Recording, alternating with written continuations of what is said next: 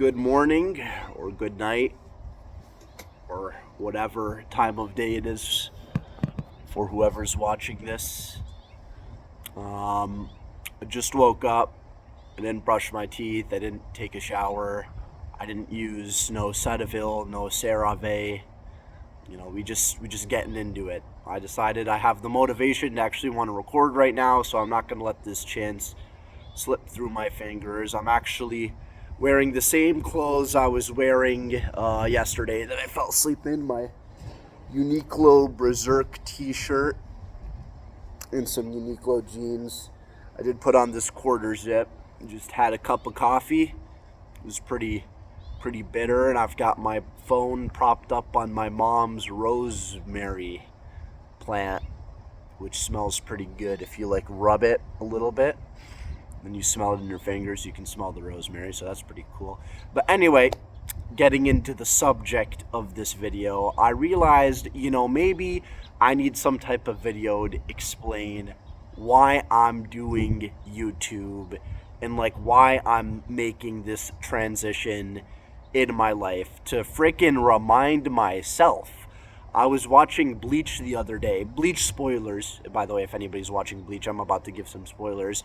And Ichigo is learning the final Getsuga Tensho, and his, Zanpakuto is telling him, hey, you gave up hope. And that's why your world now is underwater and the buildings aren't skyscrapers. And that kind of felt like me the other day, because I'm sitting here and I quit all of my bullshit. And, I'm like, was this the right decision? Can I really succeed as a comedian and as a YouTuber in this stuff? So I need to remind myself why I made this decision and why I got to this point. PewDiePie did something like this. He left kind of a video message for himself at the beginning of his channel. And, despite his profound anti-Semitism and homophobia and racism, those are all jokes, by the way, I regard him as one of the OGs of YouTube, and he probably did some shit right.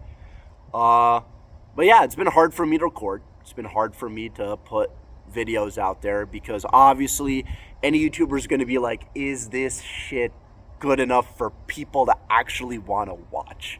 And it's as much work as I can do, I don't feel like it'll ever be good enough.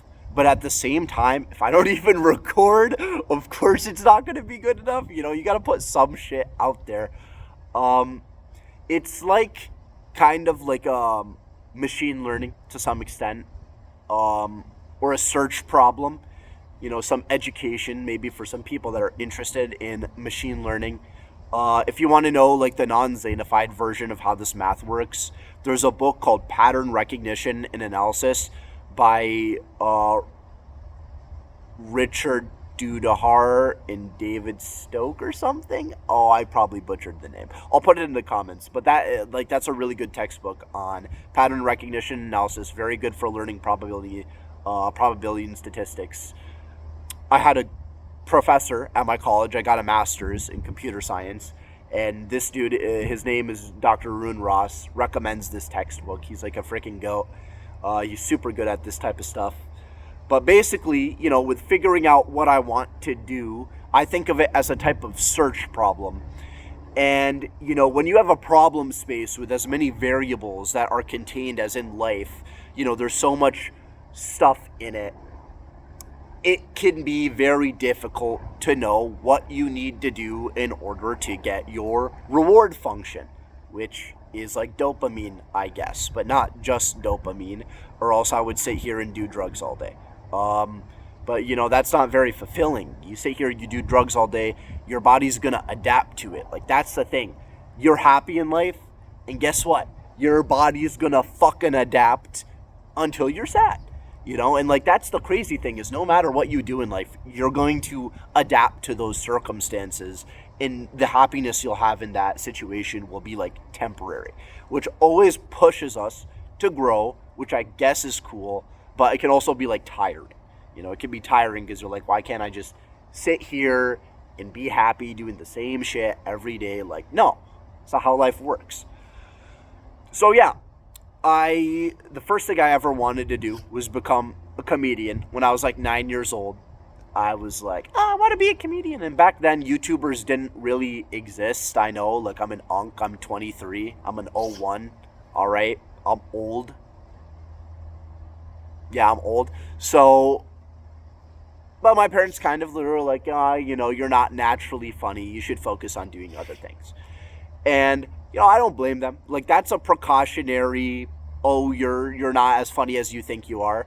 Because, probably they would be bad parents if they just sat there and they're like, yeah, go ahead, become a comedian. Don't worry about the consequences. They want to, like, test me to make sure that, like, I'm very confident in my decisions. So, yeah. I went from wanting to become a comedian to wanting to become president of the United States after I saw Donald Trump running for president. Back in 2015, I was a freshman in high school. I was like, there's no way this is like the most qualified person to run the country. Like, you're telling me this is the smartest person our country has to offer? Like, fuck, I'm smarter than this guy. Like, I should be president. So that was me as a freshman. And then eventually I was like, well, hold on now. I want to be an investment banker so I can make money to run for president. Typical brown person wanted to become an investment banker. So what did I do in order to prepare? I started playing lacrosse, which was pretty helpful. But eventually I got to this point, my junior year of high school. I was in the IB diploma and I was reading Franz Kafka and watching Black Mirror, and I got all depressed. And I talked to this one girl I looked up to. She used to be on the debate team with me.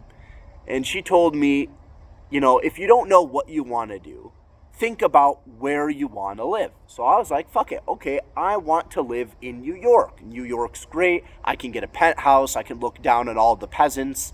And I can commission an artist to create a giant sculpture of my apple.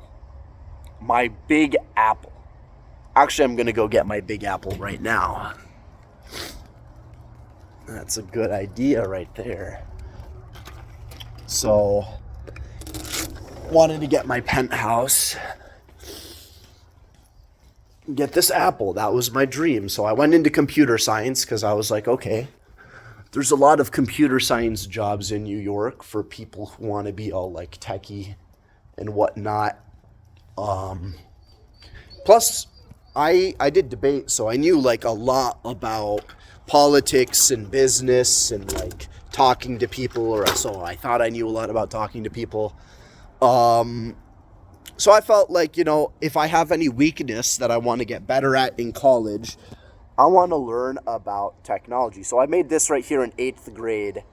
It's my big apple. And when I get my penthouse in New York, this is what I'm going to hire an artist to make a giant version of it. I'm going to put it in the living room. So, yeah. So I decided computer science is good. I don't know a lot about technology, so I'm going to go and I'm going to learn about technology. So, like I'm going to college and I take Calc 1 and Calc 2 and Calc 3 and all the calcs, and I take, data structures and analysis and fucking computer architecture and organization and computer networks and this and that. I learn all this stuff. I get my first internship and my second internship and my third internship, and I start a business and I start a club.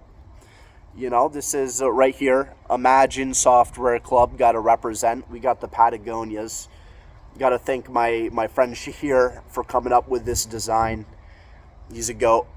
Yeah, so it's go through all that. I start a business, run my business for 2 years. I make very good money with my business.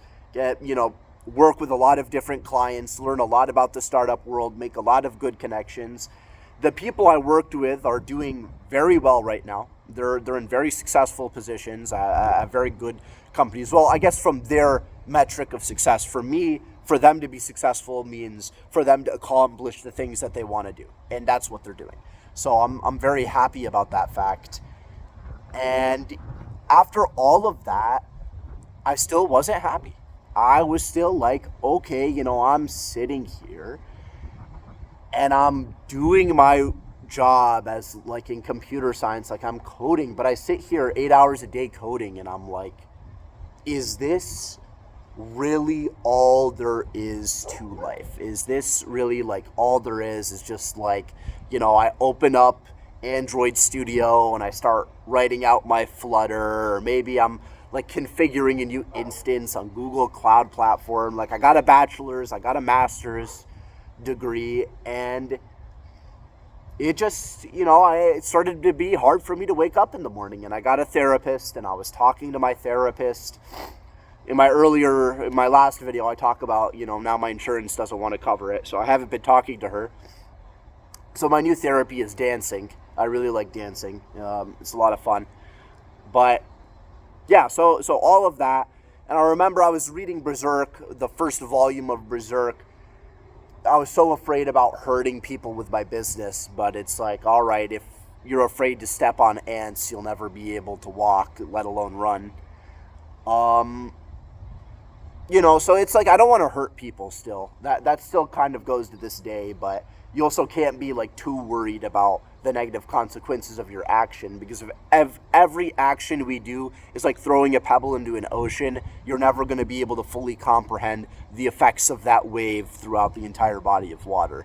And I feel like that's kind of a similar relationship to time. We don't know how the actions we take now will affect some later point in time. Like I could save 100 children now that give birth to 100 Hitlers and genocide 1 million people. But then it turns out that the death of those 1 million people caused 1 billion people to be happy or something. Like who knows? So it's hard to quantify impacts over the course of a long period of time, which is why kind of like if I view my work from this perspective of consequentialism, where I'm working in order to get to a destination that I think is going to make me happy, like it's always going to be like a shallow level of happy to get to that destination. So like this important advice I'm sure nobody has ever heard is that you need to enjoy the journey and not the destination. So I'm trying to figure out, all right, how do I enjoy the goddamn journey? And that takes me all the way back to like, fuck, maybe I should just become a comedian. Because like I like to make people laugh.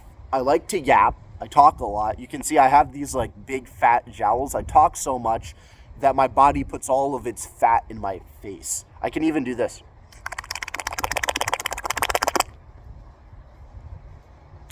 Yeah, that one on Xbox goes really hard.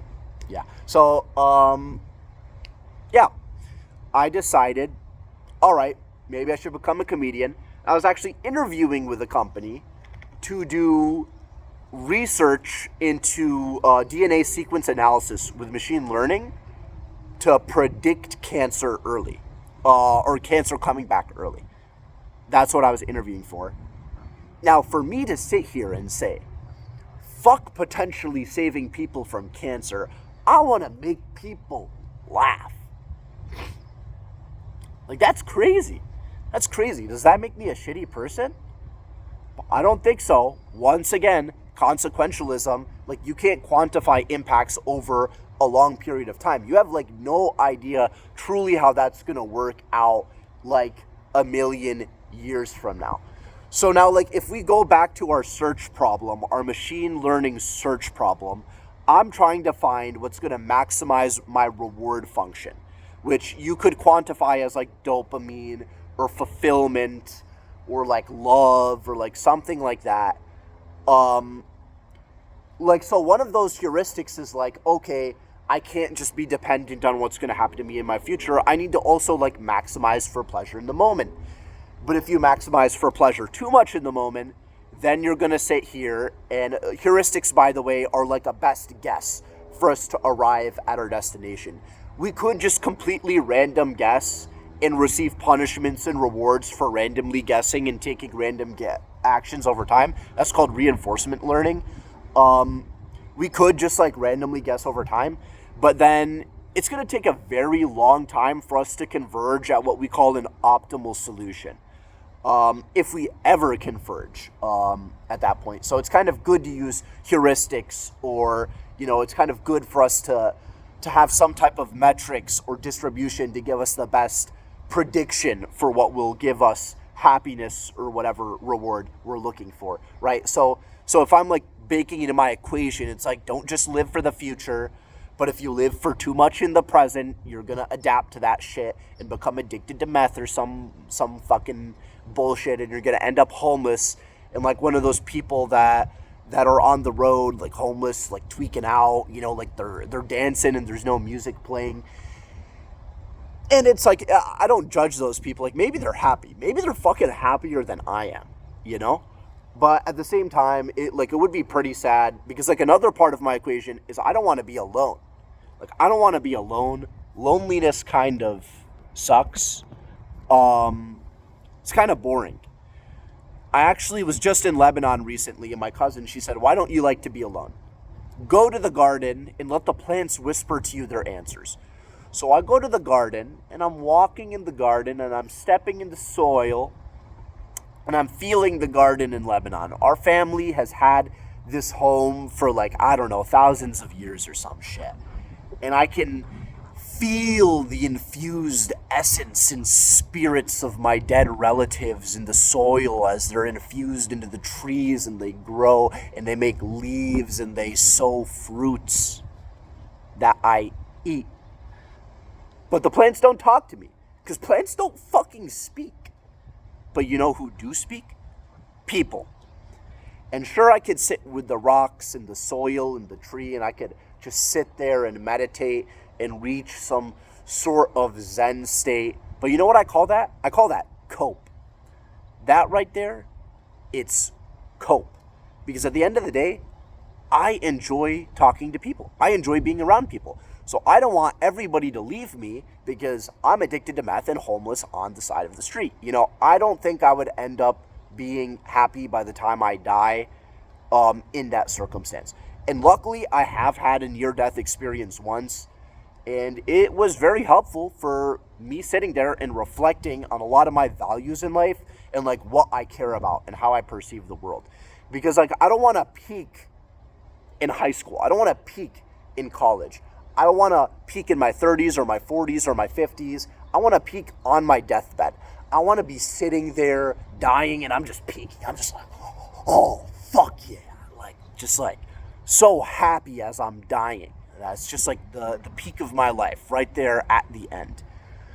So the question is like, you know, how do I get to that point? We're putting all of these things and the heuristics in there, and it's like, well, I gotta take advantage of like my competitive debate I did in high school. I gotta take advantage of my coding skills, and like all the things I've learned and all the people that I've met. I need to take advantage of all of this and put it into something.